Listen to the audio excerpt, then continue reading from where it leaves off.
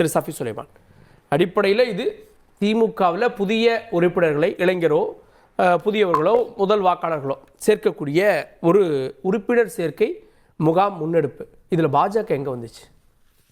இது உறுப்பினர் சேர்க்கை முகாம் முன்னெடுப்பே கிடையாது. அங்கே தான் நீங்கள் எல்லாருமே தவறாக புரிந்து கொள்கிற விஷயம். முதலமைச்சர் மிக தெளிவாக அதை சொல்லியிருக்கிறார். நீங்கள் அவர் சொன்ன ஒரு வாசகத்தை மட்டும் எடுத்துக்க, அடுத்த வாசகம் விட மாட்டேங்கிறீங்க. ஓரணியில் தமிழ்நாடுங்கிறது என்னன்னா, அந்த வாசகத்திலே முழு அர்த்தமும் இருக்குது. யாருக்கு எதிராக ஓரணியாக தமிழ்நாடு திரள வேண்டும், யாருக்கு எதிராக ஓரணியில் தமிழ்நாடு நிற்க வேண்டும், இதுதான் அதோடைய பேஸ் லைன். இதை புரிஞ்சுக்கிட்டீங்கன்னா நீங்கள் அதில் உறுப்பினர் சேர்க்க மட்டுமா என்னங்கிற விஷயம் நான் உங்ககிட்ட விட்டுறேன். மீண்டும் முதல்வர்கள் மிக தெளிவாக இதில் சொன்னது என்னென்னா, இதில் நாங்கள் ஒவ்வொரு வீட்டுக்கும் போய் சென்று சேர போகிறோம்.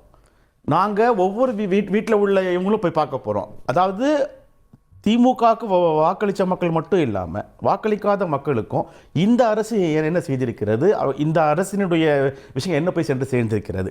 First point. ரெண்டாவது பாயிண்ட், அப்படி அவங்க பலன் பெற்ற விஷயங்களால் திமுக அரசை எந்த அளவுக்கு அவங்களுடைய நன்மதிப்பில் வச்சுருக்காங்க. பாயிண்ட் 2.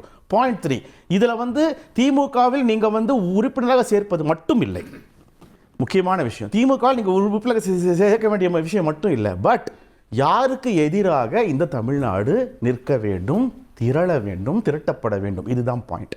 ஸோ ஓரணியில் தமிழ்நாடு என்பது பாசிசத்துக்கு எதிராக, பாசிசத்தை மீண்டும் மீண்டும் புகுத்த நினைக்கும் தமிழ்நாட்டை உத்தராகண்ட் மாதிரி, உத்தரப்பிரதேஷ் மாதிரி, பீகார் மாதிரி, ஒரிசா மாதிரி ஒரு பரிசோதனை கூடமாக மாற்ற வேண்டும்.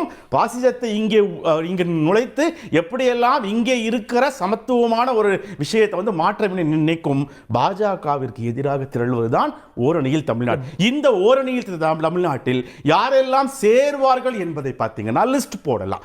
பாஜகவை எதிர்ப்பதை விட பாஜக செய்யும் தமிழர் நல விரோத போக்கை எதிர்ப்பவர்கள் இங்க இருப்பாங்க.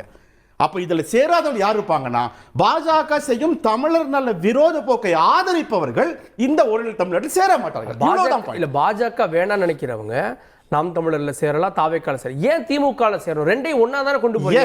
பாஜக செஞ்ச தப்பு, திமுக செஞ்ச சரி, ரெண்டே ஒரு டேபிள் வைக்கிறீங்க. நீங்க ரொம்ப கரெக்டா பேசுங்க. நாம் தமிழர் சேரலாம், தாவேக்கால சேரலாம், பட் எதுவுமே அன்ப்ரூவன். இது நீங்கள் சொன்ன விஷயங்கள் எதுவுமே they have not been proven. But DMK என்ன பண்ணுறதுக்கு track record, we have proper history. தமிழ்நாட்டு மக்களுக்கு திமுக செய்த ப்ராப்பர் ஹிஸ்ட்ரி தே நோ. அதுவும் இந்த 4 வருடமாக திராவிட மாடல் ஆட்சி எப்படி இருக்குங்கிறது கண்கூடாக பார்த்து கொண்டிருக்கும் பெண்களுக்கும் இங்குள்ள மக்களுக்கும் தெரியும். அப்போ எதை கொண்டு போய் சேர்க்க வேண்டும், எதன் மூலமாக மக்களை அணிதிரட்ட வேண்டும், எதற்கு எதிராக தமிழ்நாடு நிற்க வேண்டும், ஒண்ணுமே இல்லை சார்.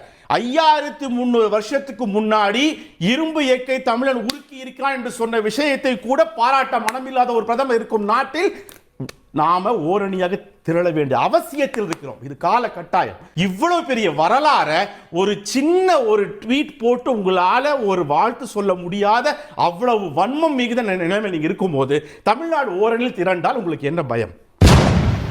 அப்போ பாஜக எதிர்ப்புக்காக அணி சேர்க்கிறீங்க கிடையாது. அதான் நீங்க மீண்டும் வர்றீங்க. நான் ஃபர்ஸ்டே சொல்லிட்டேன், இது பாஜகவிற்கு எதிர்ப்பாக அல்ல. பாஜக தமிழ்நாட்டை பரிசோதனை கூடமாக, ஒரு டெஸ்டிங் லெபார்டரியாக மாற்றிவிடக் கூடாது. அதற்கான மிக சிறந்த முன்னெடுப்பு இது. டெஸ்டிங் லெபார்டரியாக தமிழ்நாடு மாறிவிட்டால் நாம என்னெல்லாம் வடநாட்டில் பார்த்தோமோ அது அவ்வளவும் இங்கே நடக்கும். அவர்கள் நடத்தி காட்டுவார்கள். நம் தமிழ்நாட்டு மக்களையும் தமிழ் மண்ணையும் காக்க வேண்டியது இது திமுகவுக்கு இருக்கு. இன்றல நேற்று அல்ல, திமுக இதை காலம் காலமாக செய்திருக்கிறது. அதனுடைய நீட்சி தான் ஓரணியில் தமிழ்நாடு.